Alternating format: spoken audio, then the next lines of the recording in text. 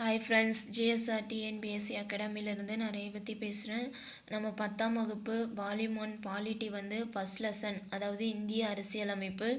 அதில் நம்ம இது வரைக்கும் 5 பார்ட்டு பார்த்துருக்கோம். நான் முன்னாடி பார்ட் 6ன்னு அப்படின்னு சொல்லி ஃபினிஷ் பண்ணியிருப்பேன். அது பார்ட் 5. இப்போ தான் பார்ட் 6 நம்ம பார்க்க போகிறோம். இன்னொரு விஷயம், பார்ட் 5ல் ஒரு பாக்ஸ் இன்ஃபர்மேஷனை நான் மிஸ் பண்ணியிருப்பேன். அதை சொல்லிவிட்டு அடுத்தது பார்ட் 6 நம்ம ஸ்டார்ட் பண்ணலாம். இங்கே மேலே பாருங்கள், இந்த மத்திய மாநில உறவுகள் அந்த டாபிக் நம்ம பார்த்தோம் இல்லையா. அதில் இந்த பாக்ஸ் இன்ஃபர்மேஷன் பாருங்கள். 1969 மத்திய மாநில அரசுகளின் உறவுகள் குறித்து முழுவதும் ஆராய தமிழக அரசு டாக்டர் PV ராஜமன்னார் தலைமையின் கீழ் 3 குழு ஒன்றை நியமித்தது. இது என்ன எப்படி கொஷின் கேட்பாங்க அப்படின்னு பார்த்தோன்னா, தமிழக அரசு மத்திய மாநில உறவுகள் குறித்து ஆராய யாருடைய தலைமையின் கீழ் 3 குழுவை அமைத்தது அப்படின்னு சொல்லிட்டு கேட்டாங்கன்னா, PV ராஜமன்னார் குழு அவரோட தலைமையின் கீழே தான் மத்திய அரசு என்ன பண்ணாங்க, 3 குழு அமைச்சாங்க. இதில் மத்திய மாநில உறவுகள் குறித்து ஆராய தமிழக அரசு அமைத்த குழு எது அப்படின்னு கேட்பாங்க. PV ராஜமன்னார் குழு அப்படின்னு சொல்லுங்கள். PV ராஜமன்னார் குழு எத்தனை பேர்? 3 பேர் அடங்கிய குழு தான். அதனால் அதை 3 குழு அப்படின்னு சொல்லுவாங்க. மத்திய மாநில உறவுகள் குறித்து ஆராய தமிழக அரசு ராஜமன்னார் குழுவை எந்த ஆண்டு அமைத்தது அப்படின்னு சொல்லிட்டு கேட்பாங்க. 1969 தான் தமிழக அரசு மத்திய மாநில உறவு குறித்து ஆராய ராஜமன்னார் குழுவை அமைச்சது எப்போ அப்படின்னு கேட்டாங்கன்னா 1969. இந்த பாக்ஸ் இன்ஃபர்மேஷன் ரொம்ப ரொம்ப முக்கியம். இன்னொன்று இருக்குது, மத்திய மாநில உறவுகள் குறித்து ஆராய அமைக்கப்பட்ட குழு இன்னொரு குழு இருக்குது. அதை நம்ம பின்னாடி பார்ப்போம். சர்க்காரியா குழு அப்படின்னு சொல்லிட்டு சொல்லுவாங்க. அதை இந்திரா காந்தி அம்மையார் அமைச்சிருப்பாங்க, அந்த சர்க்காரியா குழு. அதை தான் ஞாபகம் வச்சுங்க. அது மத்திய அரசு அமைச்ச குழுவா இல்லை மாநில அரசு அமைச்ச குழுவா அப்படின்னு சொல்லிட்டு நல்லா நோட் பண்ணி வச்சு படிங்க. மத்திய அரசு அமைச்சதுன்னா இந்திரா காந்தி வருவாங்க. தமிழ்நாடு அரசு அமைச்சதுன்னா ராஜமன்னார் வருவார். அது 1983 நம்ம அமைச்சிருப்பாங்க. அது நான் பின்னாடி வரும், அப்போ சொல்கிறேன். இது தமிழ்நாடு அரசு அமைச்ச குழு, மத்திய மாநில உறவுகள் பற்றி ஆராய. ஓகே ஃப்ரெண்ட்ஸ், நம்ம பார்ட் 6 வீடியோக்குள்ளே போகலாம். அலுவலக மொழிகள். அரசியலமைப்பு சட்ட பகுதி 17 பிரிவு 343 to 51 வரை உள்ள சட்டப்பிரிவுகள் அலுவலக மொழி பற்றி குறிப்பிடுகின்றன. தொடக்கத்தில் 14 மொழிகள் அரசியலமைப்பின் 8வது அட்டவணையில் அங்கீகரிக்கப்பட்டிருந்தன. தற்போது உள்ள மொழிகள் 22 மொழிகள் அரசியலமைப்பு சட்டத்தால் அங்கீகரிக்கப்பட்டிருக்கு அப்படின்னு சொல்லிட்டு சொல்கிறாங்க.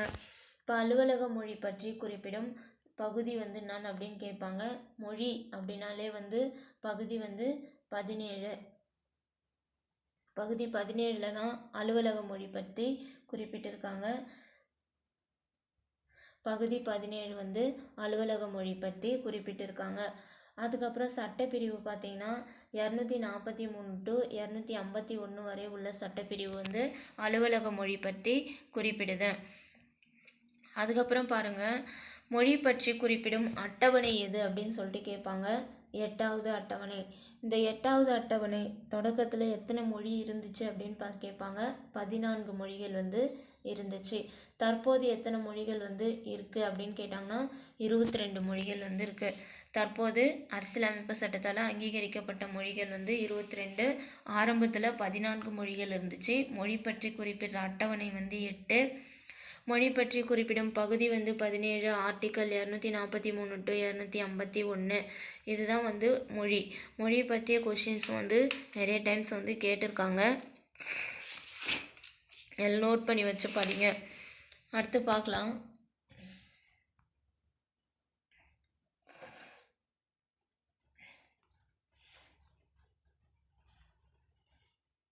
இந்த பாக்ஸ் இன்ஃபர்மேஷன் பாருங்கள்.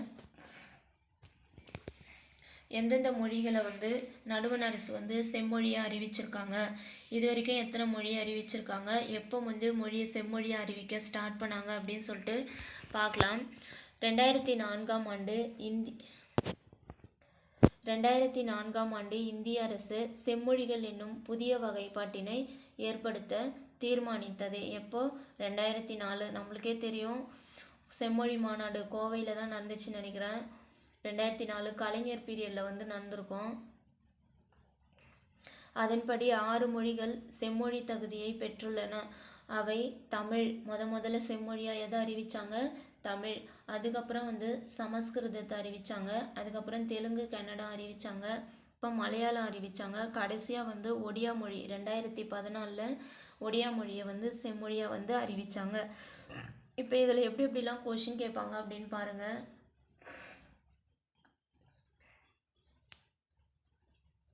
2004ஆம் ஆண்டு இந்திய அரசு செம்மொழி என்னும் புதிய வகைப்பாட்டினை ஏற்படுத்த தீர்மானித்தது. இந்திய அரசு செம்மொழி என்னும் புதிய வகைப்பாட்டினை ஏற்படுத்த தீர்மானித்த ஆண்டு எது அப்படின்னு கேட்பாங்க. 2004 தான் தீர்மானித்தாங்க. இது வரைக்கும் வந்து இந்திய அரசு எத்தனை மொழியை செம்மொழியாக அறிவிச்சிருக்கு அப்படின்னு கேட்டாங்கன்னா 6 மொழிகள் வந்து செம்மொழியாக வந்து அறிவிச்சிருக்காங்க. தமிழ்மொழி எப்போது செம்மொழியாக அறிவிக்கப்பட்டது அப்படின்னா 2004. சமஸ்கிருதம் எப்போ செம்மொழியாக அறிவிக்கப்பட்டதுன்னா 2005. தமிழ் அடுத்து தான் வந்து சமஸ்கிருதமே செம்மொழியாக அறிவிச்சிருப்பாங்க. அது தெலுங்கு, கன்னடம் ரெண்டுமே 2008 வந்து செம்மொழியாக அறிவிச்சிருப்பாங்க. மலையாளம் வந்து 2013 அறிவிச்சிருப்பாங்க. ஒடியா மொழி வந்து 2014 அறிவிச்சிருப்பாங்க. இதில் கடைசியாக செம்மொழியாக அறிவிக்கப்பட்டது எப்போ அப்படின்னு கேட்கலாம். எந்த மொழினும் கேட்கலாம். ஒடியா மொழி 2014. இதை வந்து ஞாபகம் வச்சுக்கோங்க.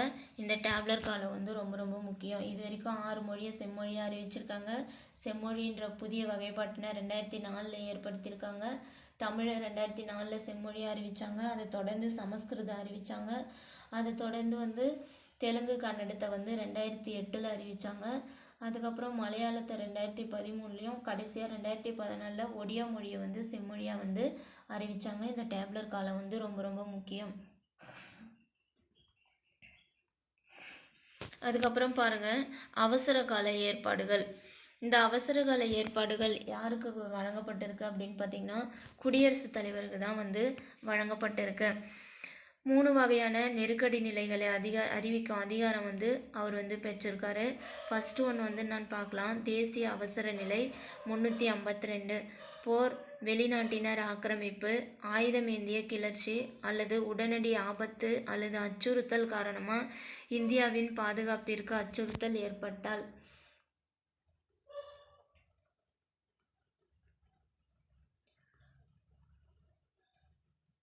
அரசியலமைப்பு சட்டப்பிரிவு 352 கீழ் அவசர நிலையை அறிவிக்கலாம்.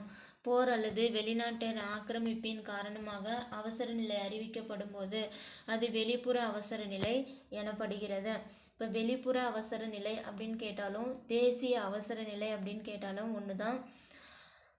ஆயுதமேந்திய கிளர்ச்சி காரணமாக அவசர நிலை அறிவிக்கப்படும் போது அது உள்நாட்டு அவசர நிலை எனப்படுகிறது. 2 ஞாபகம் வச்சுக்கோங்க.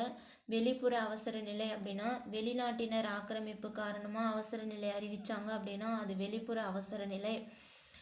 அதே வந்து ஆயுதமேந்திய கிளர்ச்சி காரணமாக அவசர நிலை அறிவித்தாங்கன்னா அது உள்நாட்டு அவசர நிலை. இந்த வகையான அவசர நிலைகள் 1962, 71, 75 ஆகிய ஆண்டுகளில் அறிவிக்கப்பட்டிருக்கு. இப்போ நம்ம இது பார்க்கலாம், கொஷின் எப்படி கேட்குறாங்க அப்படின்னு சொல்லிட்டு.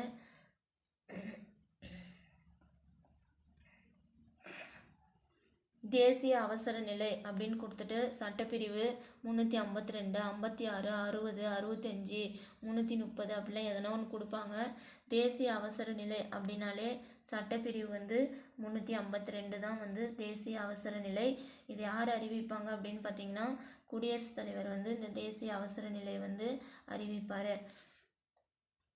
நோட் பண்ணி வச்சுக்கோங்க. தேசிய அவசர நிலை போட்டு சட்டப்பிரிவு 352 அப்படின்னு போட்டுங்க. அதுக்கப்புறம் வந்து வெளிநாட்டினர் ஆக்கிரமிக்கிறதுனால அவசர நிலை அறிவித்தாங்கன்னா அதை வெளிநாட்டு அவசர நிலை சொல்லுவாங்க. ஆயுதமேந்திய கிளர்ச்சி காரணமாக அவசர நிலை அறிவித்தாங்கன்னா அதை உள்நாட்டு அவசர நிலை சொல்லுவாங்க. இதுக்கு கீழேயே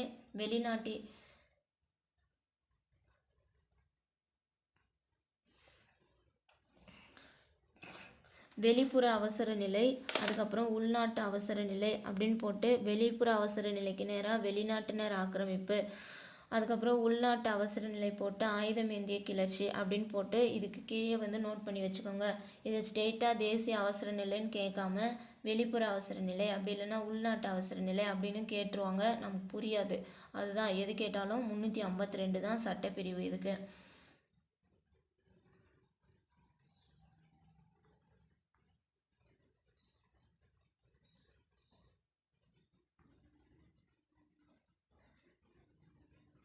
இதுதான் நாங்கள் வந்து சொல்லியிருப்பேன். பாருங்கள், போர் அல்லது வெளிநாட்டு ஆக்கிரமிப்பின் காரணமாக அவசர நிலை அறிவிக்கப்படும் போது வெளிப்புற அவசர நிலை எனப்படுகிறது. ஆயுதம் ஏந்திய கிளர்ச்சி காரணமாக அவசர நிலை அறிவிக்கப்படும் போது உள்நாட்டு அவசர நிலை எனப்படுகிறது. இதை வெளிப்புற அவசர நிலைன்னு கேட்டாலும் உள்நாட்டு அவசர நிலைன்னு கேட்டாலும் சட்டப்பிரிவு 352 தான். இப்போ இந்த தேசிய நெருக்கடி நிலையை எந்தெந்த ஆண்டெல்லாம் வந்து அறிவிச்சிருக்காங்க அப்படின்னு பாருங்கள். இதை பொருந்தாதவற்றில் கொடுத்துட்டு 4 ஆப்ஷன் கொடுப்பாங்க. கொடுத்துட்டு இதில் எது பொருந்தாதது, இப்போ இது 3ம் கரெக்டான ஆப்ஷன் ஃபிக்ஸ் பண்ணிவிட்டு 1 79 80ன்னு வச்சுட்டு இதில் எது பொருந்தாதது அப்படின்னு கேட்பாங்க. இதில் வந்து தேசிய அவசர நிலை 1962 சீனா பாகிஸ்தான் வார் வந்து நடந்திருக்கும், 71 பாகிஸ்தான் வார் நடந்திருக்கும், 75 இப்படி சொல்லிட்டு 3 வாட்டி வந்து தேசிய அவசர நிலை வந்து இந்தியாவில் அறிவிச்சிருக்காங்க. எந்தெந்த ஆண்டு? 62, அதுக்கப்புறம் 71, 75 இந்த 3 வருஷமும் தேசிய அவசர நிலை வந்து இந்தியாவில் வந்து அறிவிக்கப்பட்டிருக்கு. இது எந்தெந்த வருஷம் நோட் பண்ணி வச்சுக்கோங்க. 62, 71, 75 தேசிய அவசர நிலை அறிவிக்கப்பட்ட ஆண்டுகள். அடுத்தது வந்து மாநில அவசர நிலை பார்க்கலாம். மாநில அவசர நிலைன்னு போட்டு சட்டப்பிரிவு 356ன்னு எழுதி வச்சுக்கோங்க. ஒரு மாநிலத்தில் மாநில அரசால் கட்டுப்படுத்த முடியாத சூழல் ஏற்படும் போது அரசியலமைப்பின் விதிகளுக்கு ஏற்ப ஆளுநர் அறிக்கை அளிக்கும் பொழுது குடியரசுத் தலைவர் அரசியலமைப்பு சட்டப்பிரிவு 356ன் கீழ் அவசர நிலையை அறிவிக்கலாம். இந்த அவசர நிலை சட்டப்பிரிவு 352ன் படி நடைமுறையில் இருந்தாலும் அல்லது தேர்தல் ஆணையம் சட்டமன்ற தேர்தலை நடத்த உகந்த சூழல் என்று சான்றளித்தாலும் மட்டுமே ஓராண்டை தாண்டியும் தொடர முடியும். இப்போ வந்து என்ன சொல்லியிருக்காங்க அப்படின்னு பார்க்கலாம் இருங்க. அதிகபட்ச அவசர நிலையின் காலம் வந்து 3 ஆண்டுகள் இருக்க முடியும். மாநிலமானது குடியரசுத் தலைவர் சார்பாக ஆளுநரால் ஆளப்படுகிறது. இந்தியாவில் முதன் முறையாக 1951 பஞ்சாப் மாநிலத்தில் குடியரசுத் தலைவர் ஆட்சி நடைமுறைப்படுத்தப்பட்டது. இதில் நிறைய எக்ஸ்ட்ரா இன்ஃபர்மேஷன் இருக்கும், சொல்லுவேன், நோட் பண்ணி வச்சுக்கோங்க.